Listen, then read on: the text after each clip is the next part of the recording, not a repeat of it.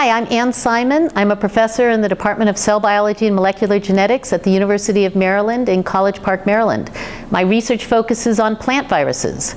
Viruses, of course, are very important pathogens of crops, but we study viruses as model systems to tell us more about how the cell actually undergoes processes such as translation, making proteins. So the virus that I work on is translated in a cap-independent manner.